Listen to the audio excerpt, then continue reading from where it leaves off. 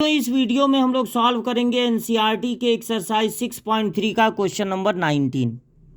Show that of all the rectangles inscribed in a given fix circle.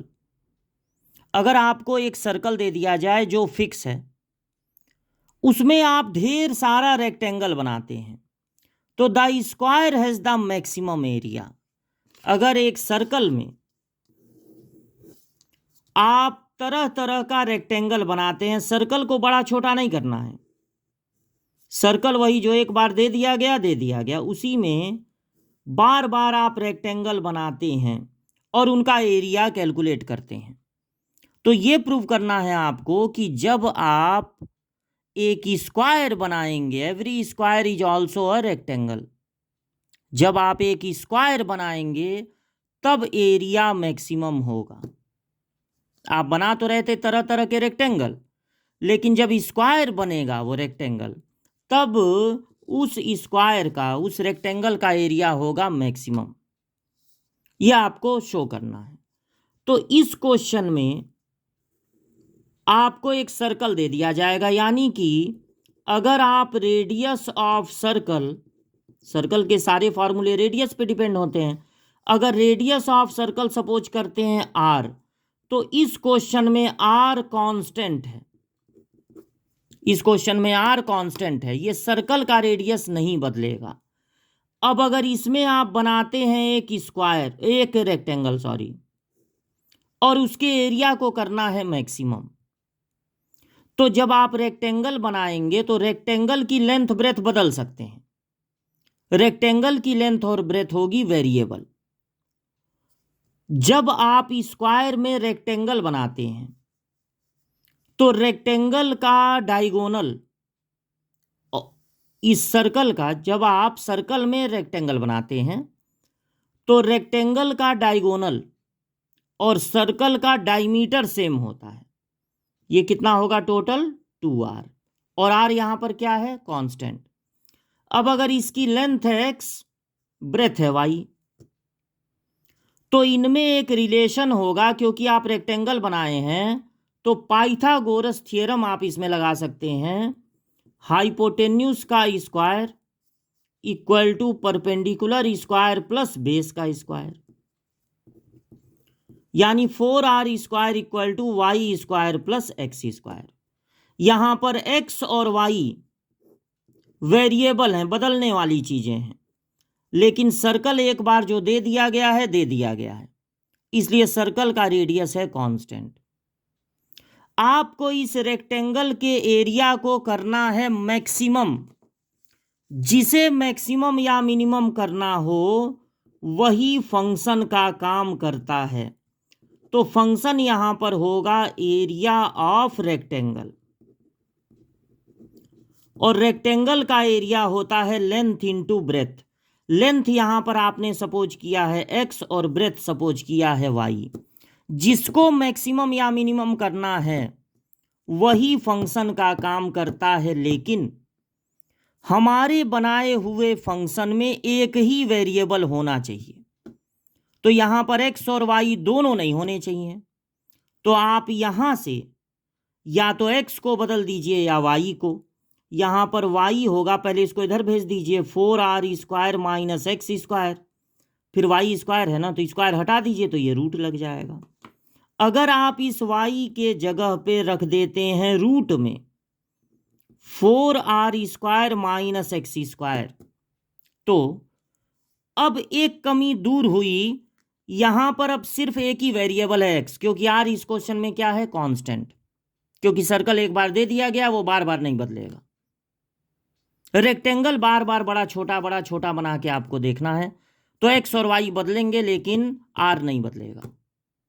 अब ये function तैयार तो हो गया, एक ही वेरिएबल भी है, लेकिन रूट होने के कारण जब हम फंक्शन तैयार कर लेते हैं मैक्सिमा मिनिमा के क्वेश्चन में, तो दो दो बार करना होता है डिफरेंशिएशन। अब अगर रूट रहेगा तो दो दो बार डिफरेंशिएशन करने में टाइम बहुत लगेगा। इसलिए आप इस चैप्टर में एक काम ये कर सकते हैं कि फंक्शन का स्क्वायर भी कर सकते हैं। अगर आप इस फंक्शन का स्क्वायर कर दें तो ये रूट हट जाएगा और यहां पर एक सिंपल ब्रैकेट आ जाएगा।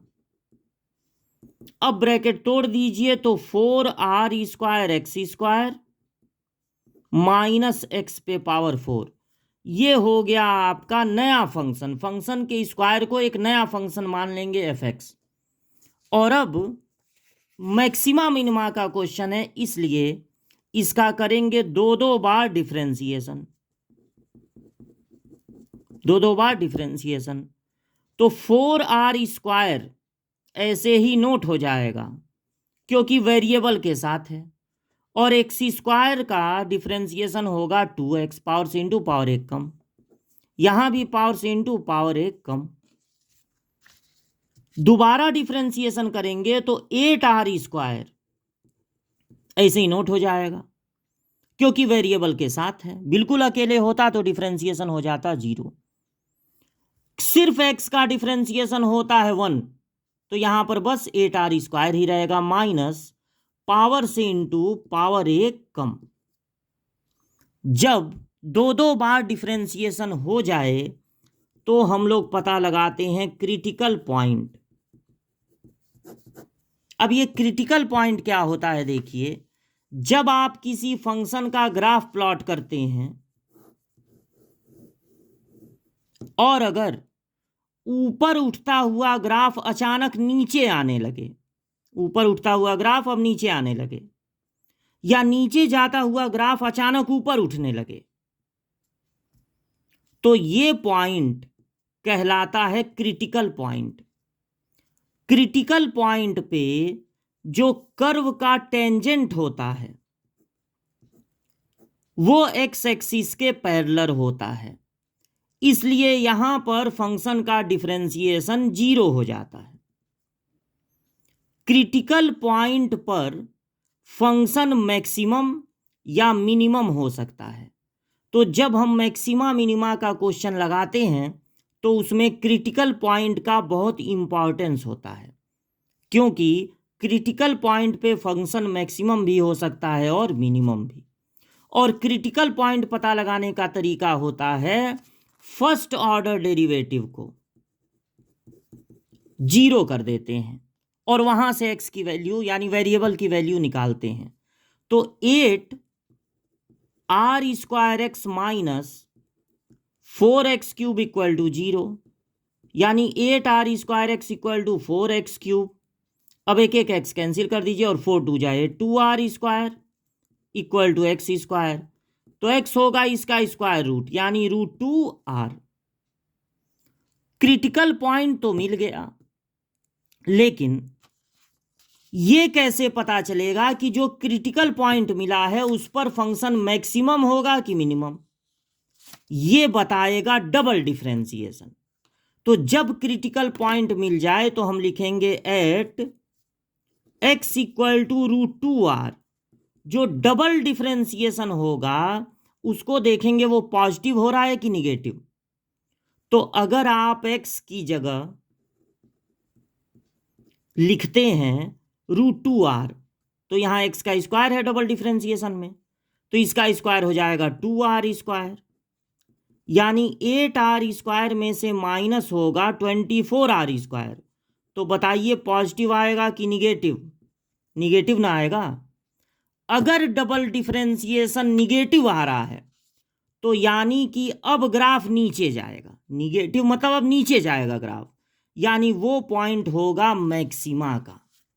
तो फंक्शन अगर डबल डिफरेंशिएशन निगेटिव आ रहा है तो फंक्शन विल बी मैक्सिमम,